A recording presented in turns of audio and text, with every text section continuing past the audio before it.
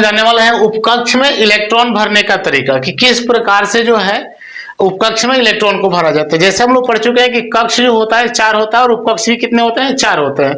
के L M N जो होता है कक्ष होता है, एसपीडीएफ क्या होता है, उपकक्ष होता है। तो इसके बाद हम लोग जानेंगे कि अब उपकक्ष में किस प्रकार से इलेक्ट्रॉन को भरा जाता है। तो सबसे पहले एक सिंपल सा काम करेंगे, हम काउंटिंग लिखेंगे यहाँ पे 1 2 3 4 5 6 7 और क्या 8। अब देखिए यहाँ पे हम इसके अंत में क्या लगा देंगे, एस एस यानी 3s 4s 5s 6s 7s और क्या 8s। देखिए अब हम क्या करेंगे, एक अंक ऊपर से छोड़ देंगे और एक अंक नीचे से छोड़ देंगे। ऊपर से किसको ढक लेंगे, तो एक को, तो बचेगा क्या बोलिए 2 3 4 5 6 7। ठीक है, 8 को तो हमने यहाँ से हटा दिया है। अब देखिए इसके बाद इसके अंत में लगाएंगे 2p, यहाँ पे हुआ 3p 4p 5p 6p और क्या 7p। इसके बाद क्या करेंगे हम लोग, यहाँ से 2p को फिर ढकेंगे तो क्या बचेगा बोलिए, और एक अंक ऊपर से ढक देंगे एक और एक कहां से, नीचे से। तो बोलिए क्या बचेगा, यहाँ पे 3 4 5 और 6, तो यहाँ पे क्या लगा देंगे d, देख सकते हैं यहाँ पे। उसके बाद जो है 3d को ढक देंगे और 6d को ढक देंगे तो बच जाएगा 4 और क्या 5, तो यहाँ पे लगा देंगे f और यहाँ भी लगा देंगे f, देख सकते हैं आप लोग। इसके बाद जो है इसको थोड़ा सा अच्छा लगने के लिए हम लोग इसको गोला कर देते हैं, देखिए यहाँ पे। और इसके बाद जो है हम लोग यह जानेंगे कि इसमें किस प्रकार से इलेक्ट्रॉन को भरा जाता है। देखिए तो देख सकते हैं आप लोग यहाँ पे सबसे पहले जो इलेक्ट्रॉन भरते हैं, यह इलेक्ट्रॉन भरते हैं किसमें, 1s में। 1s के बाद किसमें भरते हैं, 2s में। और जो है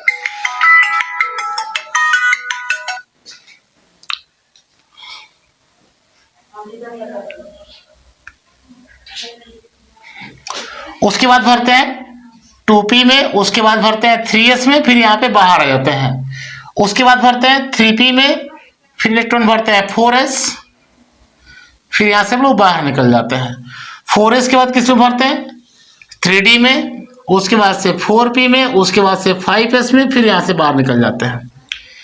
तब भरते हैं 4d में, 5p में, 6s में, फिर यहाँ से बाहर निकल जाते हैं। उसके बाद भरते हैं 4f 5d 6p 7s, फिर यहाँ से बाहर 5f 6d 7p 8s और फिर यहाँ से क्या बाहर। इस प्रकार से जो है उपकक्ष में इलेक्ट्रॉन को भरा जाता है। तो समझिए एक बार, सबसे पहले इलेक्ट्रॉन किसमें भरते हैं, तो 1s में भरते हैं, उसके बाद से 2s में भरते हैं, उसके बाद से 2p, उसके बाद से 3s, उसके बाद से 3p 4s 3d 4p 5s 4d 5p 6s, उसके बाद से जो है 4f में भरते हैं, उसके बाद से 6d में 5d में भरते हैं, पुनः 6p में भरते हैं, फिर 7s में भरते हैं। इस प्रकार से जो है ऑर्बिटल में इलेक्ट्रॉन को भरा जाता है। तो देख सकते हैं यहाँ पे सबसे पहले इलेक्ट्रॉन किसमें भरता है, तो सबसे पहले भरता है 1s में। किसमें भरता है, 1s में। 1s के बाद किसमें भरता है, तो 2s में भरता है, उसके बाद से 2p में भरता है, उसके बाद से 3s 3p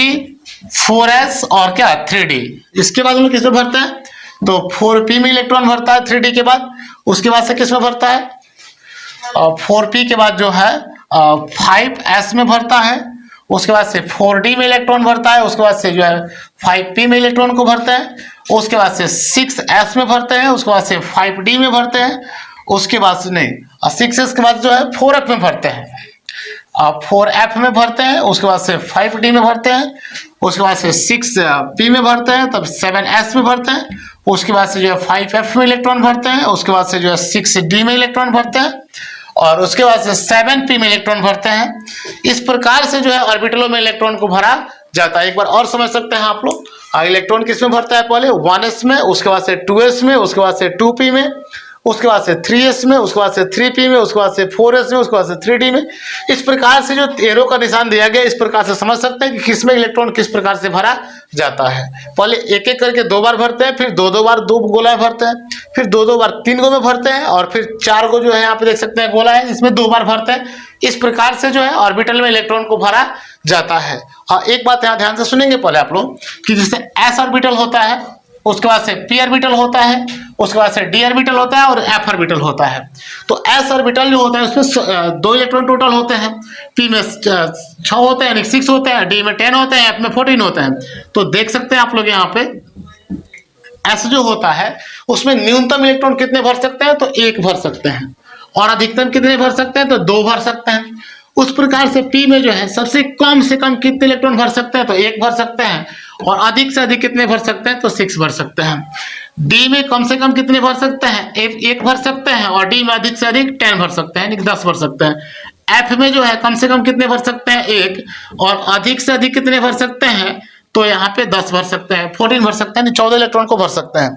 चलिए अब इसमें क्या गलत होगा, तो एस में कभी 3 इलेक्ट्रॉन को नहीं भर सकते हैं, इससे अधिक नहीं भर सकते हैं। पी में जो है 7 इलेक्ट्रॉन या उससे अधिक नहीं भर सकते हैं, ये गलत हो जाएगा।